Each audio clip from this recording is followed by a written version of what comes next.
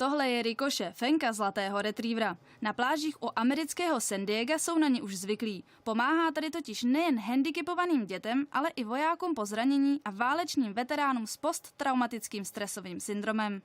Než jsem ji poznal, vážně jsem přemýšlel o sebevraždě, protože jsem měl pocit, že jsem vyzkoušel všechno a nic nepomáhalo.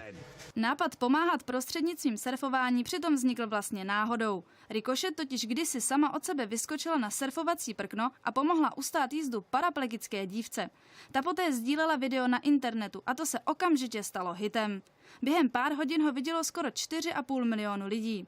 Ricochet lidem nejen pomáhá udržovat surfovací prkno tak, aby nespadly a mohli si užívat jízdu, ale zároveň její přítomnost uklidňuje.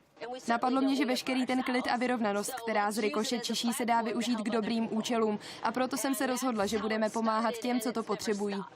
Bylo to super. V současné době je Fenka celosvětovou hvězdou a pomocí vlastních stránek se jí už také podařilo vybrat více jak $300 000, tedy zhruba 6 milionů korun pro charitu. Barbora Máchová, Prima FTV.